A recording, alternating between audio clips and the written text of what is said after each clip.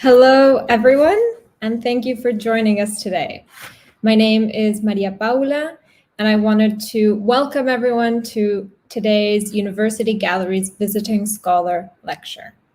We are delighted to have with us Dr. Johanna Gosse as our special guest lecturer on mail art and the work of mail art pioneer artist Ray Johnson. And when I say mail art, I mean M-A-I-L art or correspondence art.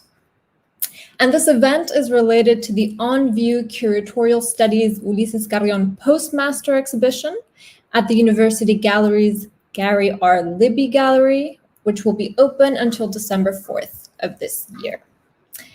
As I hope some of you have had a chance to see, the Ulises Carrion exhibition, which I curated under the supervision of Jesus Fuenmayor and Dr. Kyra Cabañas, is focused on Carrion's series of mail artworks, known under the title of The Big Monster, which belongs to the Institute for Studies in Latin American Art Collection, who sponsored the exhibition and to whom we are very grateful. And so it's a great pleasure to have with us today Dr. Johanna Gosse, who's a distinguished writer, lecturer, professor, and really one of the few scholars in the field specializing on artists whose practice includes mail art. Dr. Gosse is an historian of post-war art and visual culture, specializing in experimental film and media. Her research sits at the intersection of art history, film and media studies, and visual studies. Currently, she's an assistant professor of art history and visual culture in the College of Art and Architecture at the University of Idaho. And since 2018, she has served as the executive editor of Media N, Journal of the New Media Caucus. At the moment, she's developing multiple book projects. One of them, entitled Imitation of Life, Ray Johnson and Mimetic Critique, was awarded an Arts Writers Grant from the Creative Capital Andy Warhol Foundation in 2015. This project examines the work of Ray Johnson, a prolific artist and social networker. Known as the father of mail art, Johnson distributed collages and ephemera through a global postal network that was christened the New York Correspondence School in 1962. In addition to her book on Ray Johnson, Dr. Gosse is also contributing 4 catalog essays to a forthcoming exhibition of his work at the Art Institute of Chicago, entitled Ray Johnson CO, which will open in January 2021. In 2018, she was named the inaugural Curatorial Research Fellow at the Ray Johnson Estate to support her research on the artist. She has published articles and reviews in numerous academic journals. She's contributed to exhibition catalogs, edited catalogs, and contributed to a forthcoming German language anthology of essays on the history of the visual and performing arts of Black Mountain College. Her lecture tonight is entitled Correspondences on Mail Art and the Art of Ray Johnson. And after Dr. Gosse's lecture, we will have time for questions. So I would like everyone that has a question to put it in the chat. And if you would like to identify yourself, please put your name before the question. Otherwise, if you would prefer to remain anonymous, just type the question directly.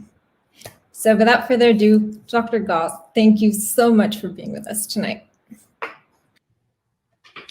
Thank you, Maria Paula, for that very kind and very extensive introduction, and to the University Galleries of the University of Florida for inviting me to speak to you today.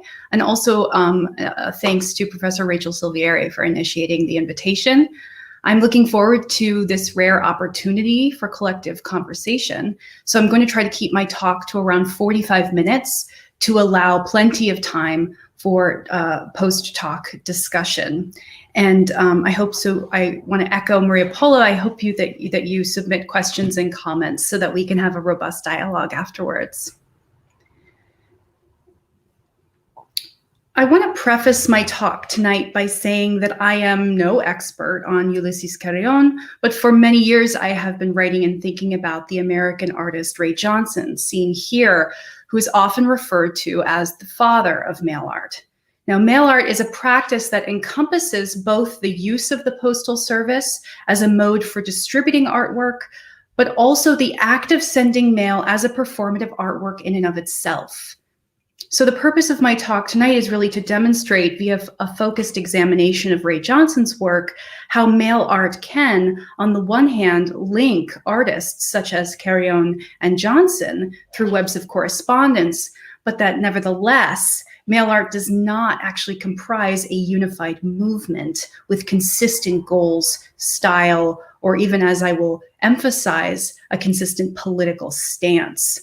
Instead, I want to analyze Johnson's mail art as a mode of production and distribution that carried with it a set of conventions, procedures, and cultural logics that artists have adopted and subverted in strikingly heterogeneous ways, as a comparison between Johnson and Carrion will demonstrate.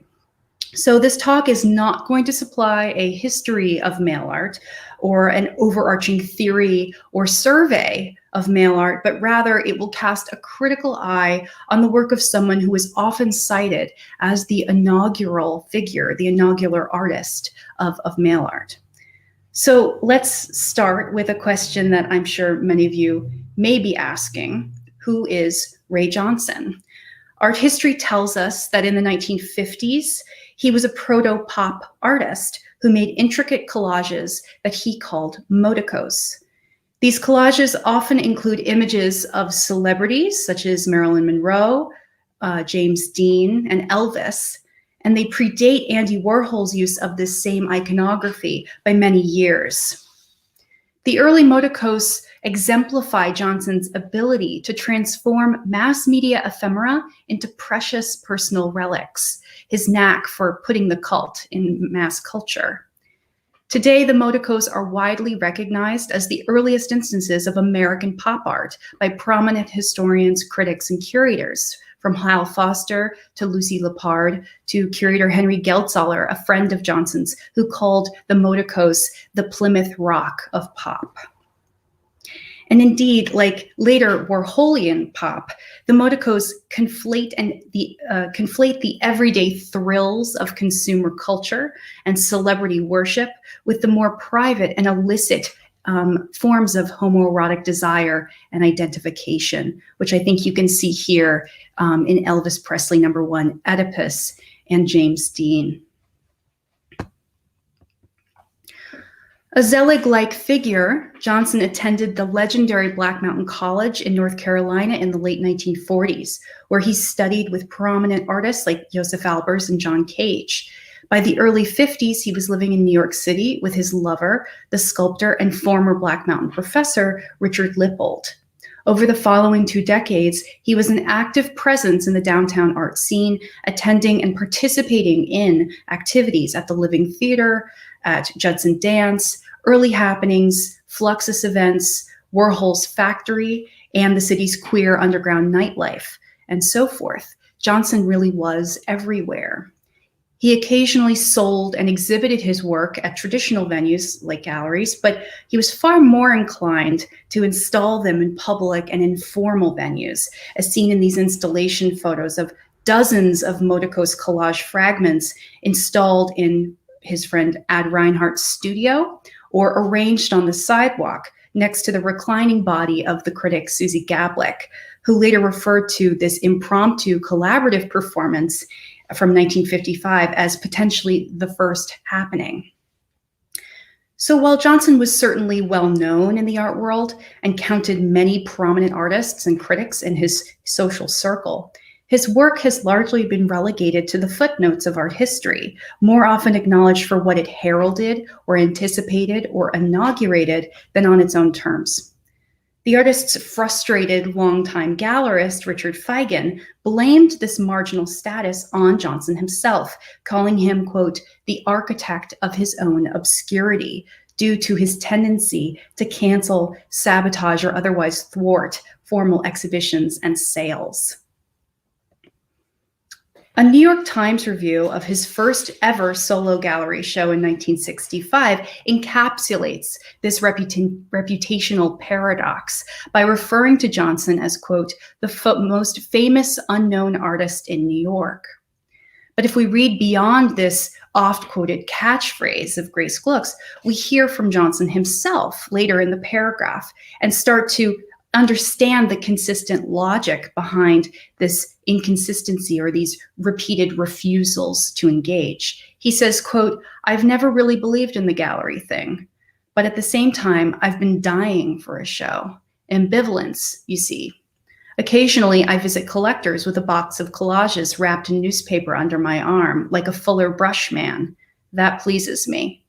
I've showed them on Mies van der Rohe tables, coffee tables, all over town." End quote. So this confession points to two key features of Johnson's practice that translated from his motorcoast collages to his mail art. And those two features are an interest in mobility, the pleasure that he clearly derives from visiting potential collectors with boxes of artworks under his arm, like a traveling salesman, or indeed like a mailman visiting homes and delivering his wares.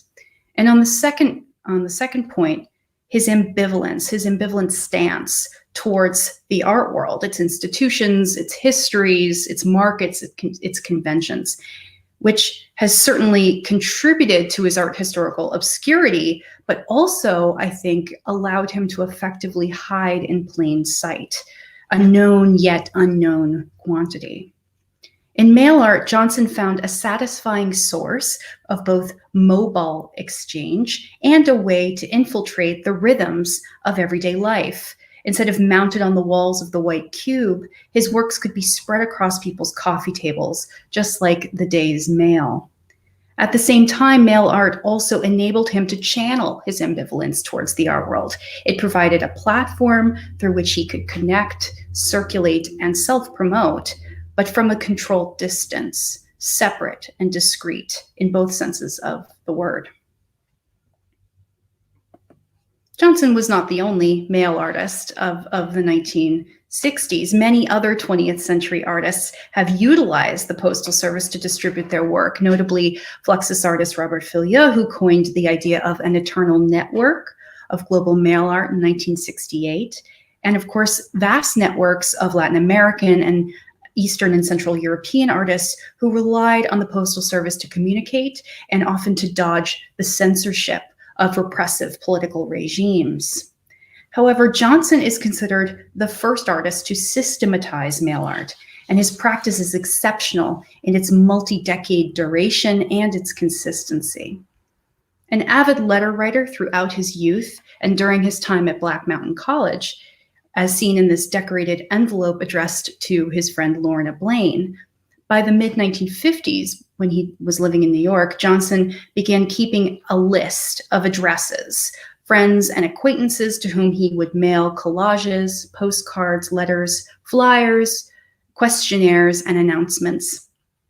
These mailing lists formed the basis of an expansive network of postal exchange that he formally christened the New York Correspondents School in 1962, and which he actively maintained until his death in 1995. Enrollment in the New York Correspondents School expanded and fluctuated over the decades, making it difficult, if not impossible, to successfully map the network's scope, especially since Johnson was known to enlist and then expel members at will. Taken together, the vast and eclectic archives of the New York Correspondents School encompass thousands of collages, ephemera, and documents sent by Johnson via the United States Postal Service. His mailings mix and match genre and format and could resemble a personal letter, fan mail, a gossip column, an invoice, a meeting agenda, a news bulletin, or a survey, such as seen here. And in doing so, in mixing these formats, his mailings often seemed disguised almost as junk mail, a term that actually came into use in the early to mid 1950s, precisely the same period that he began to compile his list of addresses and build his system. So here we see a survey that Johnson sent out in 1965, in which participants are invited to answer questions and submit materials regarding the life and labors of Ray Johnson, in all caps. Artist Robert Morris completed this survey, filling out each of the blank fields with some variation on the name Ray Johnson, followed by rhyming puns along the bottom. I never even boated on a road with Ray Johnson. I never even rode on a boat with Ray Johnson. A parrot-like form of repetition that mimics the repetitive quality of the mailings themselves. Here you see a typically mysterious meeting announcement from 1969, which features Johnson's iconic cartoon bunny heads, a doodle that splits the difference both historically and stylistically between the Kilroy was here graffiti tag of the World War II era and today's digital emojis.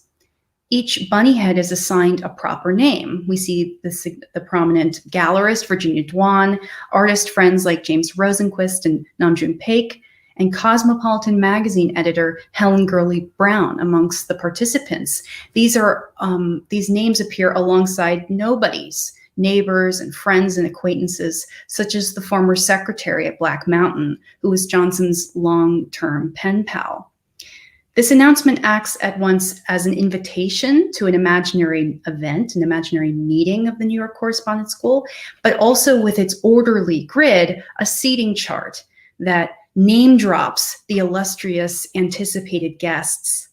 Johnson circulated thousands of such lists, grids, and charts, as well as letters and small collages, and also silhouette portrait drawings and other seemingly unrelated ephemera, often on standard 8x11 paper.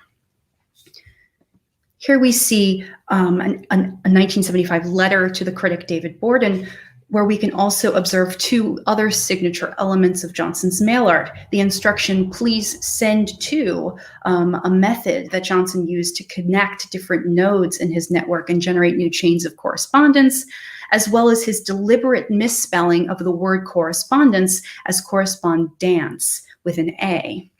Following the Francophone pronunciation, this spelling evokes the poet Charles Baudelaire's theory of correspondence, which redeems the fugitive elegance of everyday appearances through poetic resemblance. Meanwhile, an Anglophone reading of the A further evokes the idea of a dance, positioning postal exchange as a kind of pas de deux between sender and receiver, a dance in which we can imagine Johnson is more playing the role of choreographer, instructing his dancer correspondents to repeat his gestures and imitate his style. While the signature feature of the New York Correspondence School is certainly its networked form, Johnson's mail art also adopts the logic of the gift as a critical alternative to market-based exchange. And he acknowledges this gift logic here with a pun. The New York Correspondence School has no history, only a present.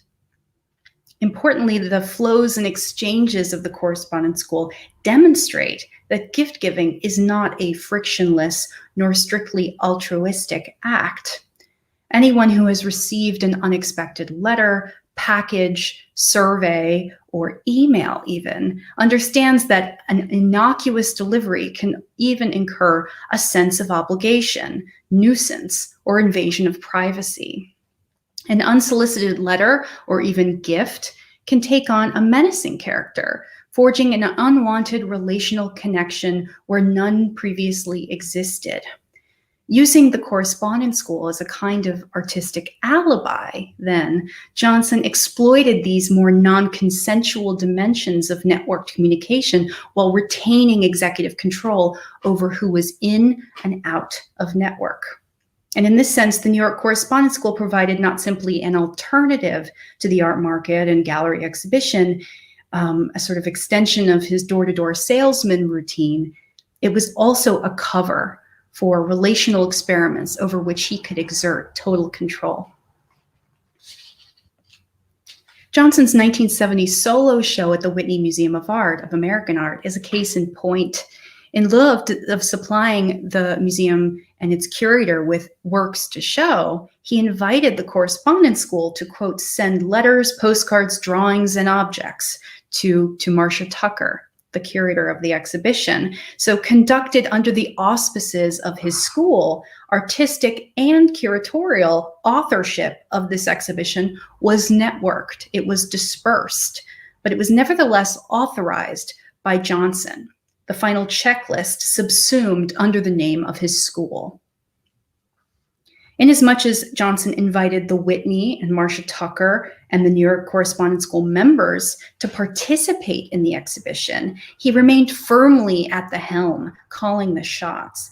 And likewise, despite the networked form of the school, I want to argue that this is not a totally dispersed or decentralized network. In fact, he's retaining his position as the brightest star, essentially, in this constellation that he's constructed, and also the most virtuosic of the male men.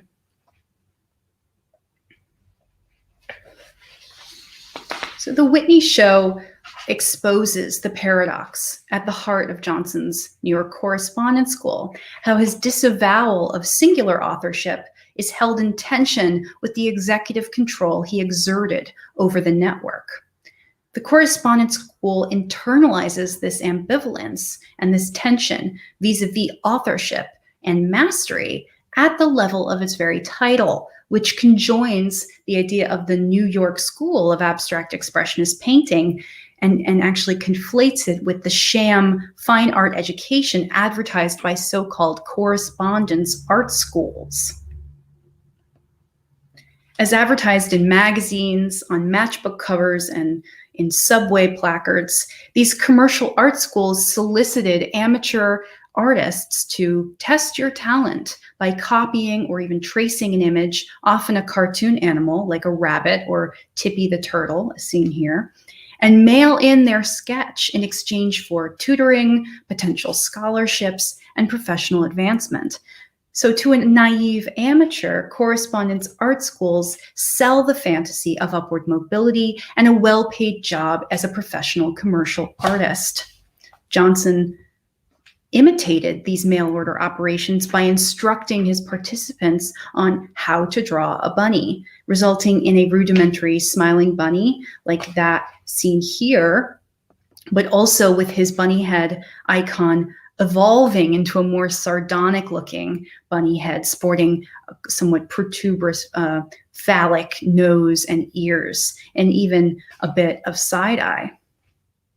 So by conjoining these two mutually opposed schools of high and low art, abstract expressionism and correspondence art schools, under the same banner, the New York Correspondence School conflates the desperate sincerity of correspondence art schools, commercial correspondence art schools, to the ultra-serious, lofty rhetoric of abstract expressionism. Think here of Barnett Newman's heroic declaration in The Sublime Is Now that the New York School was, quote, making cathedrals out of our own feelings. Both models for art making, Johnson suggests, are anchored in a fantasy of art as transcendence from the everyday, whether spiritual or professional. In contrast to abstract expressionism's sublime cathedrals of male feeling, its claims for an ahistorical or transcendent art, Johnson says, quack, and repeats, the New York Correspondence School has no history, only a camel. Over time, his mailings became increasingly systematic and relied more on print reproduction techniques like mimeograph and Xerox to increase its prolific output. The network included many prominent artists, critics, curators, gallerists, and collectors, trafficking in what art critic Jack Burnham referred to as the art world's meta programs, that web of business, promotional, and archival structures that operate behind the scenes. For instance, here is a snowball where Johnson invites the network to add to the snowball and then forward the mailings to the unnamed director of the Bikert Gallery, a play on the surrealist exquisite corpse drawings. Stamped Evaporations by Ray Johnson, this mailing proposes an analogy between the postal network and a snowball. Both expand in size as they circulate and roll around, accreting new nodes like packed layers of snow. And both are intrinsically ephemeral, but also entropic. Quote, as soon as it melts, no one will remember it. This sort of mail art koan reflects Johnson's investment in the Zen Buddhist principle of detachment. But despite these Zen allusions, the New York Correspondence School was not poetic or peaceful exclusively. It was beset by periodic nervous breakdowns, collapses, and even temporary deaths. For instance, in 1973, we can see that Johnson killed off the New York Correspondence School in an obituary that he sent into the New York Times. This obituary, as you can see towards the bottom, it's stamped Buddhist University, yet another allusion to Buddhism. Just a few months later, he resurrected the school with a printed correction. The New York Correspondence School did not die. Whichever name or shape the network took, the Correspondence School persisted. It survived precisely because it was anchored at the intersection of two pre-existing networked systems, the U.S. Postal Service, the most reliable of systems, or at least what used to be considered the most reliable of systems, and the contemporary art world. Johnson's mail art burrows into and infiltrates these pre-existing systems while remaining, at least on its surface, quite difficult to distinguish or separate from them. The mailings appear to be just another thank you letter or exhibition press release or obituary. And so in this regard, mail art, and Johnson's mail art in particular, moves beyond the logic of transfiguration that is signaled by the Duchampian ready-made, in which the artist's designation of an object as art performs an ontological transformation, one that Thierry Dedive has famously referred to as pictorial nominalism. Unlike the ready-made's transformation of an object into art through its removal from circulation as an object of use, mail art is at once a piece of mail and a work of art. It has a sort of double consciousness in that regard, and its status as a work of art actually depends on its status as mail. It depends upon, it's contingent on its circulation. What would one even call a piece of unsent mail art? By conflating the thing itself, the mail, with its artistic representation, mail art enacts a sort of collapse then in the representational order. And by extension, it proposes a functional equivalence between identity and similarity, between original and copy. So what does it mean to own an original Ray Johnson mailing? How would we establish the provenance? Would we need to have it originate from Johnson's own hand or his home address? The 1970 Whitney show seems to suggest otherwise. Members of the network were instructed to send items directly to the curator, directly to Tucker, and this transmission was unmediated by Johnson. It did not actually travel through his own hands. So such questions point to a fundamental lack or absence at the level of authorship, a ghostly presence, a bit like, as you see here, the missing ass of David Hare in this mail art obituary. The absurdity of attempting to consolidate Johnson's authorship, like replenishing David Hare's missing ass, suggests that mail art in both form and content stands as a copy without an original, or more precisely, a mimetic performance of postal circulation without an original, just as the mailings themselves act as announcements or obituaries for meetings or deaths that have never actually happened. So here I want to make a slight digression into one of the main arguments of my book project on Ray Johnson, which, as María Paula mentioned, is called Imitation of Life, Ray Johnson and Mimetic Critique. The concept of a copy without an original is, of course, associated with Jean Baudrillard's idea of the simulacra, but it is also associated with Judith Butler's influential theorization of gender as a ritualized and repeated act of mimicry, akin to drag performance. In her book, Bodies That Matter, Butler writes, "Drag constitutes the mundane ways in which gender is appropriated, theatricalized, worn, and done. It implies that all gendering is an impersonation and approximation. If this is true, there is no gender that drag imitates, but rather, gender is a kind of imitation for which there is no original. In fact, it is a kind of imitation that produces the very notion of the original as an effect of imitation itself," end quote. So this is how Butler famously elaborates her theory that gender performance constitutes a form of ambivalent drag. Johnson's mail art is not just ambivalent in its tone, it is imitative to the degree that it mimics the processes and conventions of rational reciprocal communication, often flipping them completely on their head. Following Butler, then, I want to propose that Johnson's mail art acts like a kind of postal drag, one that is politically ambivalent in tone, and the significance of which is ultimately dependent and contingent upon the context of the sender and receiver. Framed as postal drag, then, the New York Correspondents School queers the mail by refusing either or binaries of serious or joking, mail or art, real or fake, and instead it prefers to hover in this more ambivalent zone of imitation. Now, in his chapter on Ray Johnson in his book Cruising Utopia, performance theorist Jose Esteban Munoz eloquently describes the New York Correspondents School as, quote, performative art objects that flowed like queer mercury through the channels of majoritarian communication and information, end quote. Munoz regards the mailings as utopia's seating chart in their capacity to conjure up convivial worlds of queer affiliation, regardless of whether they are actual or imaginary. And I think it is important, though, that in both my reading as much as Munoz's, to note that queer utopias are not free from conflict.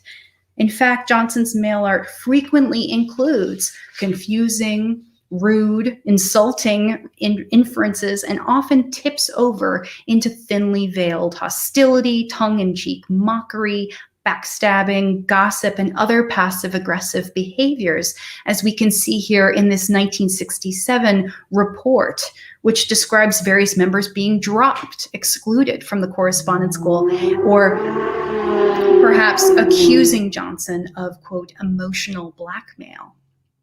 This raises the question of what does it mean to invite hundreds, if not thousands of people, not all of them professional artists, to send anything to a museum curator who is currently engaged in organizing your solo show at the Whitney, or to circulate someone's address to people they don't know, even if under the guise of professional networking, or to demand that somebody modify a letter and then mail it to someone else, or to draw a caricature of someone's concave ass. Are these gestures strictly utopian forms of queer networking? Or, to borrow a more contemporary parlance, might we relate them to forms of network communications like doxing or trolling, body shaming, fake news, spamming, or tagging even? Practices that are considered coercive and non-consensual, but nevertheless make up routine everyday exchanges within our network lives. And this is where I think we can begin to see more divergence than alignment between Johnson and a fellow male artist like Ulysses Carrion, who many male artists consider the foremost theorist intellectual of mail art. Carrion's writings highlight the subversive potential of mail art as a form of guerrilla combat, an aspiration embodied in his founding of an alternative, separate, artist-run postal service, the Erratic Art Mail International System, or IAMAS, in the late 1970s. His aspirations are aligned, thus, with modernism's utopian aspiration for autonomy from what Carrion called the big monster of bureaucracy, capital, political repression, and so forth. By comparison, Johnson's correspondence school is far more ambivalent, imitative, and queer. It exploits, mimics, and parasitically attaches itself to the big monster instead of fighting it head on. So in preparing for this lecture today, I searched for evidence of direct exchanges between Johnson and Carrion, but I couldn't locate any evidence that they ever were in direct correspondence, though they most certainly knew of one another. So as a sort of proxy for Carrion, I want to spend the remainder of this presentation analyzing an exchange between Johnson and another artist who, like Carrion, sought to subvert networks of communication for political ends, and that is the Korean-American video artist Namjoon Paik. Paik often cited Johnson as the first communication artist, essentially crediting the male artist as an inspiration for his work with network media, live television broadcasts, and video, which Paik considered all of these subgenres of so-called communication art. In the spring of 1965, months before he picked up that legendary Portapak camera, Paik sent Johnson a series of questions via their mutual friend, William S. Wilson, who was then deputized to mediate, edit, and distribute the transcripts of their exchange. Unsurprisingly, both artists adopted a performative approach, but even more revealingly, Paik's questions are subtly animated by political and often directly accusatory references to the Vietnam War, which by that point was in full swing with bombing campaigns that were ostensibly waged in the aftermath of the Gulf of Tonkin attack. So this is March 1965. And by June of that year, over 70,000 American troops were stationed in Vietnam. Reading these performative exchanges as a kind of primal scene for communication art reveals how Paik's concept of communication art was more conditioned by the tense climate of the Cold War than by any perceived rivalry between mail art and video art. In short, the central tension between Paik and Johnson here is a political one rather than a technological or artistic tension. As Wilson prepared the transcripts of these exchanges, he gradually clued into the subtext that Paik is accusing Johnson of indifference to global political events, and even starting with this first question that I've highlighted: when do you bought New York Times last time? In reply, Johnson places his responses in the text to generate visual verbal puns. For instance, "We was seated on a couch in Wilson's front room when you last asked me this question." He then adds "ouch" below couch and "asked" before asked, a bit of cheeky wordplay that echoes across each of these replies. Overall, Johnson's responses are non-compliant and uncooperative. They utilize strategies like distortion, obstruction, repetition, impersonation, dissembling, insinuation, and deferral, rather than modeling clarity, reciprocity, mutual understanding, or respect, legibility, or other conventional features of good, normative, rational, self-reflexive, or in other words, Habermasian models of communication. It's also difficult not to notice that Johnson appears to mock Paik's command of English, which Wilson defended, calling Johnson's taunts unpleasant, but then defended them as merely responding to something that is the way it is, or in other words, as mimicry, rather than being cruel or ugly in spirit. Now, this overtly generous interpretation of his friend's casual xenophobia and flippant replies, I think we can call into question looking at, for instance, Johnson's reply to question 4, where he writes "asses" under a question about political prisoners in fascist Spain, or "hundreds" when asked how many French premiers or Vietnamese generals he can name off the top of his head. Where Paik asks, "Do you know the sterile 0 point of the Zen, that the most honest revolutionists die in the cell and no one knows his name?" Johnson's response was, "No, no, no," which registers less as a sort of Zen response than a denial of actual suffering, an ardent refusal to empathize with the radical who dies anonymous and alone. And of course, this is the same risk of obscurity that Johnson himself courted by abandoning the commercial art market in favor of mail art. The figure of the political prisoner, I think, holds particular significance here, since the political prisoner and the prisoner of war are deprived of contact. They're deprived of the right to communicate, and they are essentially incommunicado, a particularly torturous punishment for a communication artist like Johnson or Paik. These references to global politics, revolution, imprisonment, and military violence resurface in a second exchange between them, where Paik responds to Johnson's linguistic taunts by asking him to distinguish between the pronunciation of John Kennedy and John Canaday, which is a sort of nod to the tension between politics and art, and of course, yet another reference to the New York Times, where John Canaday was the lead art critic.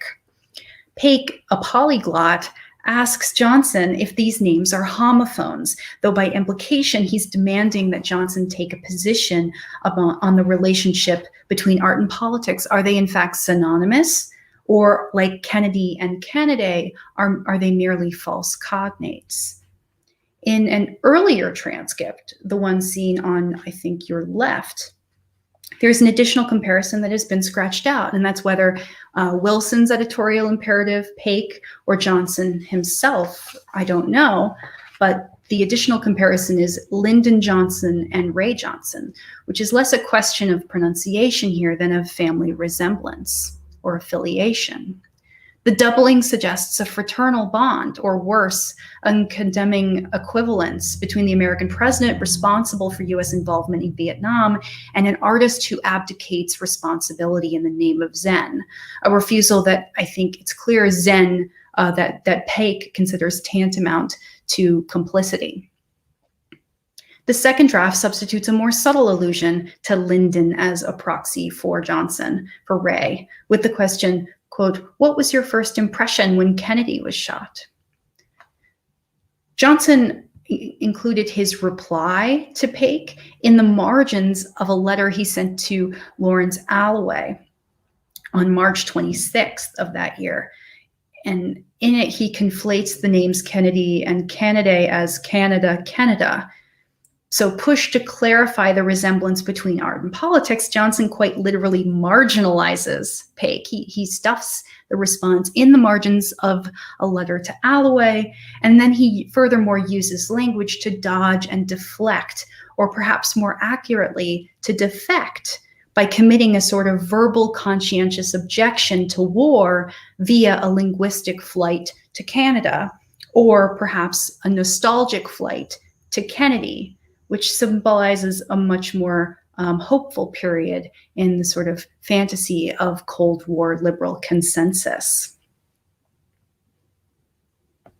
Johnson reignited his feud with Paik in a 1968 letter to his friend Michael Findlay, which makes teasing reference to Paik as the co-author of Terry Southern's satirical sex novel Candy, which I read as a possible jab at Paik's erotically charged collaborations with the nude cellist Charlotte Moorman. After reporting on a recent collaboration gone south, Johnson compulsively insists that he does not care about Paik. "I really do not care. I really do not care to see or hear from Mr. Paik. I do not want to see him. I want to do nothing. I want to read my New York Times. I do not want to see the movie Candy. I do not want to see Namjoon Paik." And so on he doth protest with Dr. Seuss-like insistence and repetition. The letter ends sarcastically, "I wish Paik the best of luck with his work and reaching into the cobwebs. I rubber stamp, do not speak." So against the backdrop of the early years of the Vietnam War, Johnson's responses to Paik, I think, reveal his stubborn refusal to engage not just in a clear political dialogue, but in any kind of rational or sincere discussion. While refusal can sometimes constitute a form of protest, it's clear that Johnson's Zen-inflected silences, misreadings, and deflections distinguished his mail art from the much more straightforwardly subversive aspirations of an artist like Carrion. So in his 1978 manifesto, Mail Art and the Big Monster, Carrion theorizes mail art as a tool for confronting and ultimately slaying the big monster, much like David's sling in his standoff with Goliath. In Carrion's words, Quote, every invitation we receive to participate in a mail art project is part of the guerrilla war against the big monster. Every mail art piece is a weapon thrown against the monster, who is the owner of the castle and who separates us from the other, all of us. What or who is the monster I am talking about? Do I mean the postmaster, post office clerks? Do I mean the Minister of Communications? Or do I mean the technology they use and control? Do I mean those little colorful pieces of glued paper that we must buy every time we post something? To tell you the truth, I do not know exactly what or whom I am talking about. All I know is that there is a monster, and that by posting all sorts of mail pieces, I am knocking at his door, end quote. So as opposed to Carrion's confrontational knock on the castle's door, Johnson's mail art acts much more like a prank call, junk mail, or a ransom note. Fragmentary, half or totally insincere, his is an art of communication that playfully oscillates between attention and distraction, sincerity and mockery, absorption and detachment from a society that was, in the 1960s, increasingly understood not, as Carrion would have it, as a walled castle or centralized citadel of power, but rather as a global village of networked, high-speed, synchronous communications. Faced with the imperative to always and constantly connect, Johnson responded by formulating his own imagined community of asynchronous, slowed-down relays of postal correspondence, the end result of which often amounted to nothing more than an evaporated snowball. Viewed as a form of queer mimetic performance that destabilizes either-or ontological boundaries, Johnson's mail art short-circuits the distinction between the elevated art experience and the quotidian act of opening the mail. And by short-circuit, I don't simply mean disruption or subversion, as much as its alternate sense as a critical failsafe that allows a current to escape a closed loop and thus escape the threat of vulnerability. The short circuit is how a marginalized subject like Johnson adopts a networked logic and the logic of imitation, not simply as a game, but as a strategy for survival.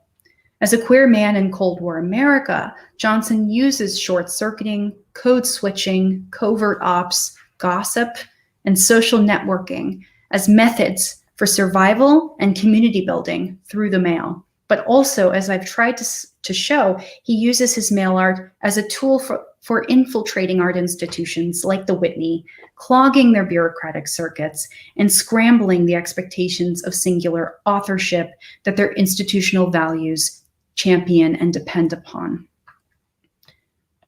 So in this regard, Johnson did attack the big monster, but not of governmental bureaucracy so much as of the art world, the target of his profound ambivalence.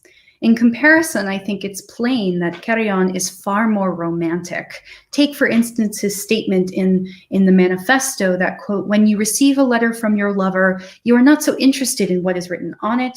You are mainly interested in receiving something from him or her. He or she may use words or flowers as long as she mails something to you. So, end quote. So here it is, the communicative act itself, rather than the content of the transmission, that chiefly matters to Carrion. Letters are like flowers, and they generate a positive artistic and political benefit. But as I've tried to show by closely analyzing Johnson's correspondence and really digging into the texture of his exchanges in mail art, not all letters, whether from a lover, a friend, or a stranger, are loving or affectionate. They can also communicate profound ambivalence, hostility, duplicity, even threat, or indeed nothing at all. They are not flowers so much as evaporations.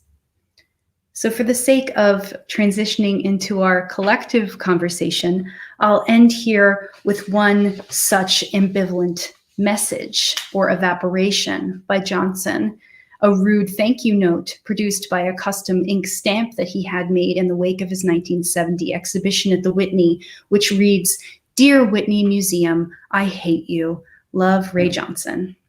Thank you very much.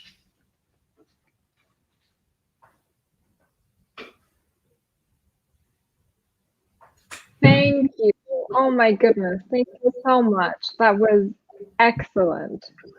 That I'm so thrilled that we got to talk after that wonderful presentation.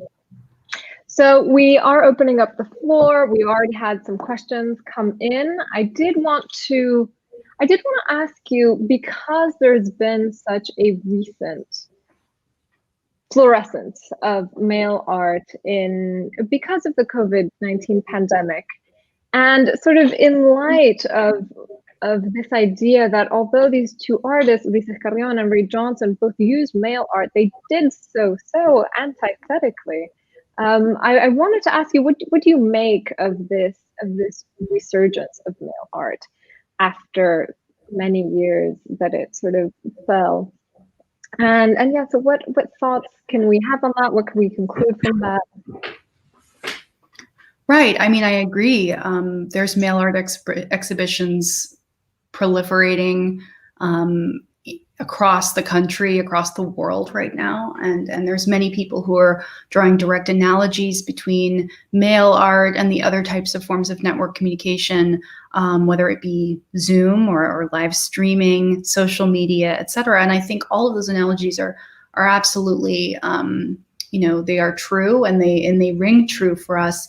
But I think I'm more interested in the politicization of the Postal Service. I'm more interested in the fact that it's precisely the democratic or perceived democratic nature of the Postal Service that is seen as this completely quaint social service is now becoming a sort of under threat, and itself being perceived as a threat. The idea that this very kind of mundane and almost, I think, nostalgic notion of the Postal Service is being looked to as a source for, as a reliable analog mode of essentially preserving democracy. So I think there's so much to say about mail art, but I think, and its role during the pandemic, but I think it's difficult to separate that from this just absolutely kind of crisis point that the Postal Service is reaching at the moment, where we see it being defunded, destabilized, and dismantled, with mailboxes being rounded up and destroyed. And I wonder how Ray Johnson would respond to that. Ray Johnson is often cited as a precursor for not just social media, but really the internet itself. And in my book project, I'm interested in unpacking that. Like, to what extent is this network logic similar? And how can we understand some of these elements that I'm identifying in the mail art, like trolling, Right. in terms of the difference between analog and digital communications. But I think, I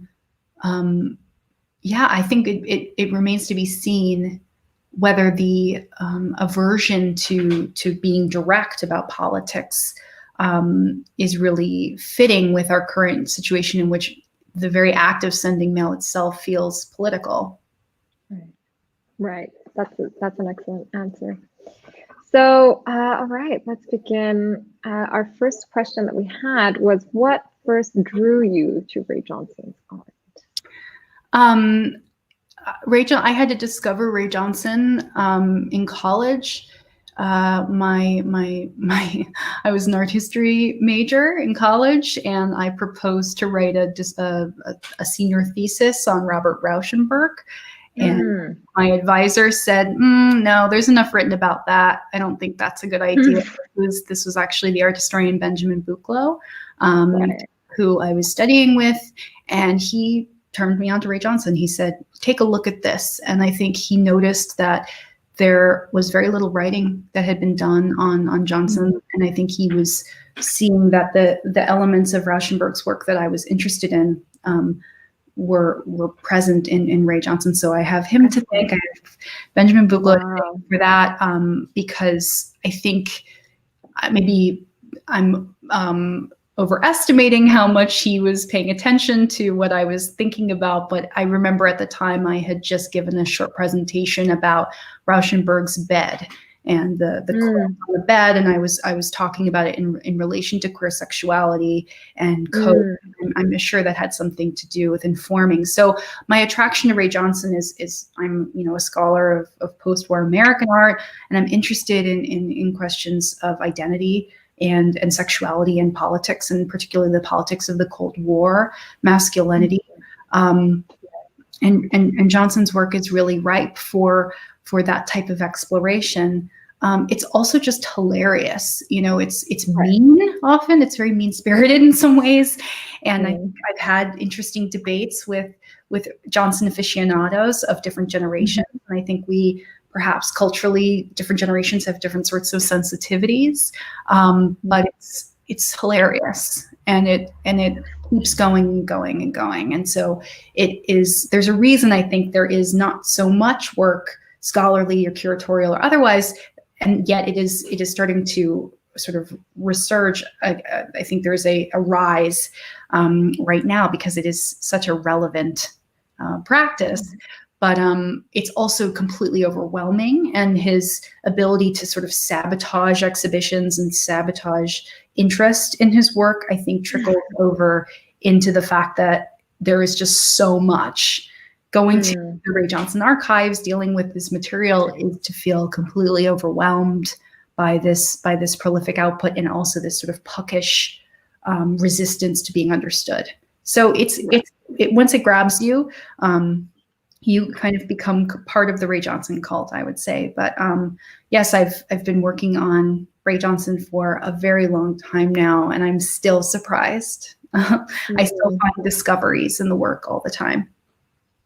Right. I was, hold on, before I have a question, but let's see what the audience had.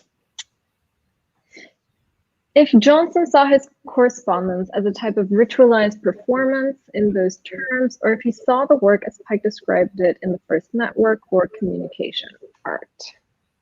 That's a great question, Laurel. And I think what I'm interested in is the both and.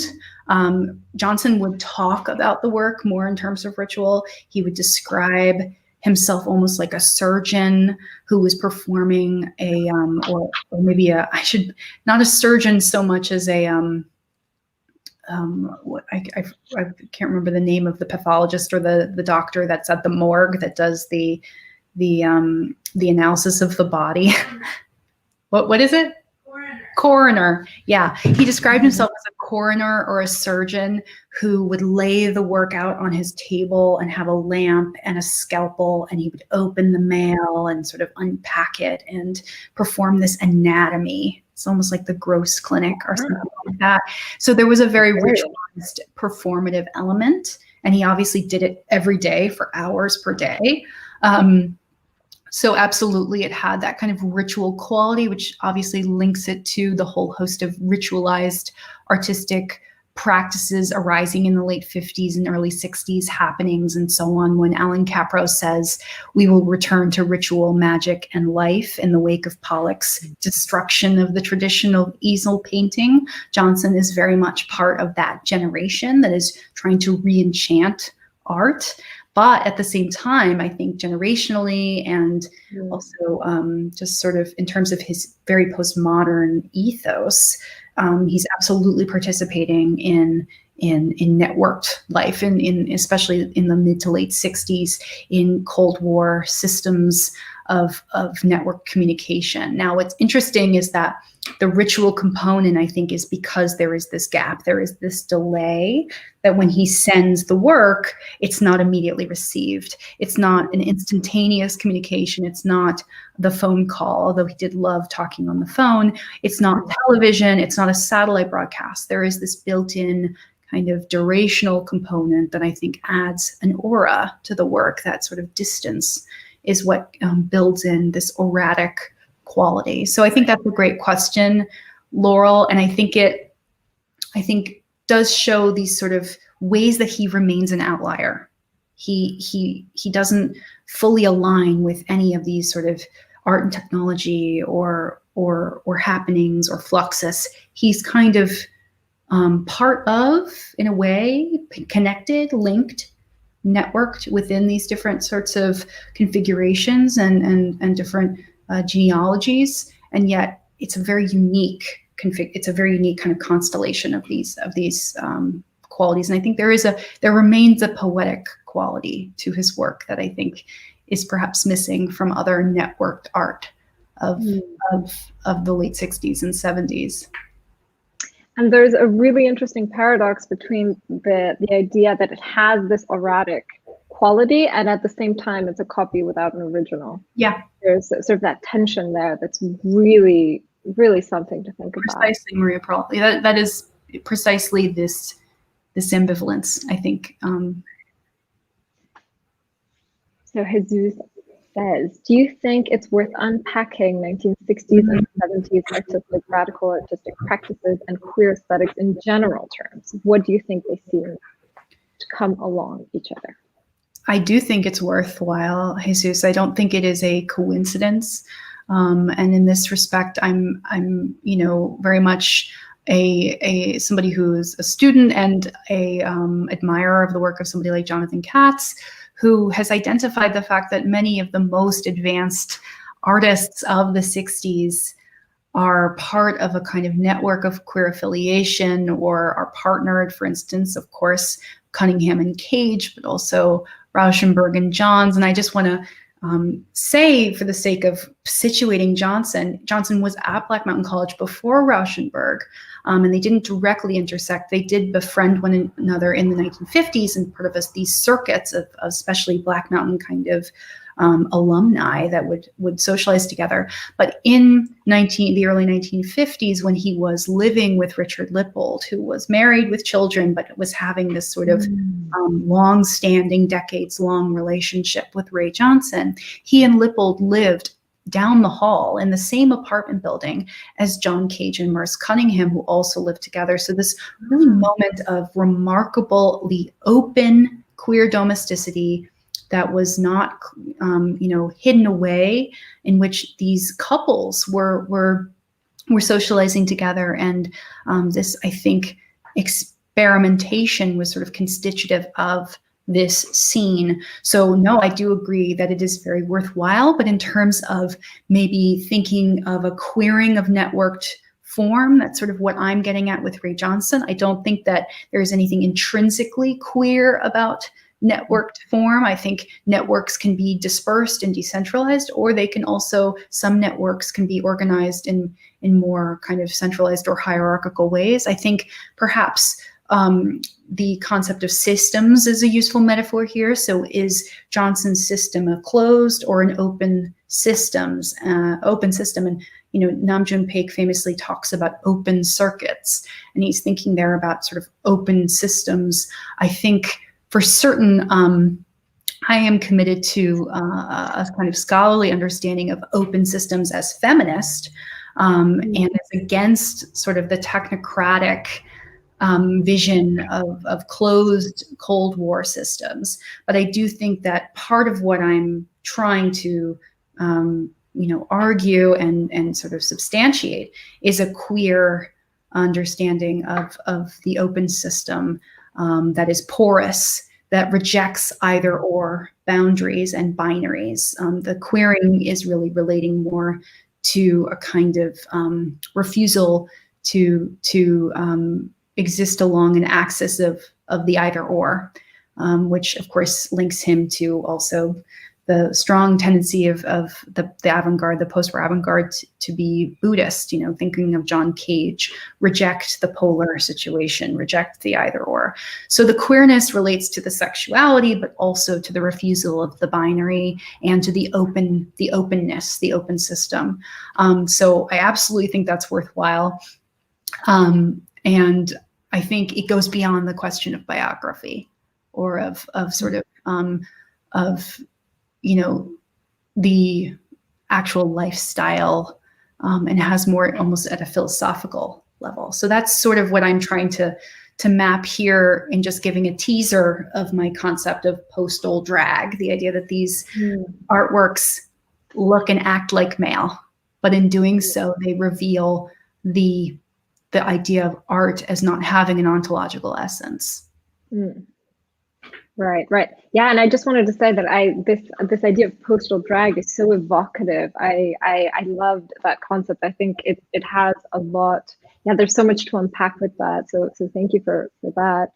And so thinking about this idea that mail has a life, right? Mail art has a life. It's constituted in this exchange through the mail. Mhm. So, and because we're talking about this in this exhibition, and you are also involved in Ray Johnson's exhibition, it kind of puts at stake when we show mail art in the form of an exhibition. What are some of those tensions? What do you think of that? Well, I think mail art confounds traditional curatorial practice, right? So this is part of the sort of confounding nature of Ray Johnson, is that he knows he's creating things that are going to be a problem for exhibitions. Right. Yes. And this ritual that, in Laurel's question, and is this idea of ritual and aura that's being picked up, that we've been talking about, relates to the act of opening the mail, which he puns on as an opening. It's an art opening, that the delivery itself and then the opening performs this sort of opening night. So a sort of parallel to the gallery-based understanding of exhibiting or exhibitionism. In terms of maybe the ethics or even the politics of exhibiting mail art, it's a problem. And I think in the Art Institute show that is curated by Caitlin Haskell with the support of Jordan Carter, they've worked through the question of what does it mean to exhibit mail art alongside collage and painting and performance documentation? What does it mean to produce a monographic exhibition in which these different media are positioned side by side?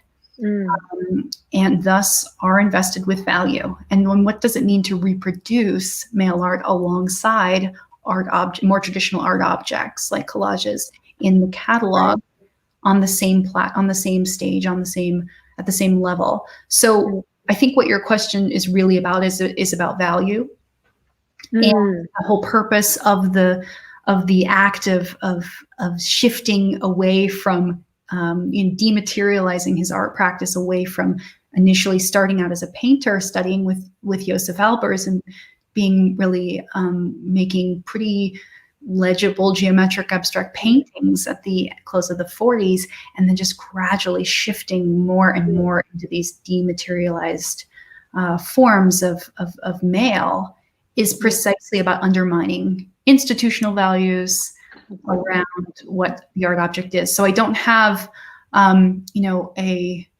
a sort of verdict or a solution to the problem. I think the problem is the work itself. The problem is the problem taken up by the work, and that's why I, mentioned Duchamp, because I think this gesture of saying this is art is one that Johnson is clearly picking up and then pushing into the realm of the network.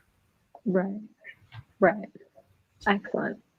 Excellent. Well, I think we're at time, and I don't see any more questions popping up. So thank you again so much. Thank you, Maria Paula. That was amazing. And I'm very just want to congratulate you on the opening of the exhibition. I think what's really important about this exhibition is that it is going to help decenter Ray Johnson from this position he occupies as the father of mail art, which is such a kind of, somewhat ironic that somebody who has such a profound skepticism or these kind of patrilineal understandings of how influence is passed down through these chains of genealogy or what have you, that he's called, the daddy of mail art. I think it's really important to call more attention to practices like Carrion's, even though they are so divergent, and say it really brings into relief the fact that mail art is this incredibly heterogeneous mode of working, and that is so culturally and politically and historically specific. Big monster that Ray Johnson is taking on is the art world. Carrion has different monsters that he's trying to fight. So I really appreciate you doing this work. And I mean, who knew it would be so fortuitous to be working on this right now? Yeah, crazy. Just to close up, I was talking about this with a friend, and he had an image that was very evocative. He said that Carrion and Ray Johnson are like the villain and the hero, right? They have the same superpowers, they just use them so differently. And I thought that was so evocative of I think Ray would appreciate that. There you go. Great. Well, thank you so much for everyone who stayed and listened.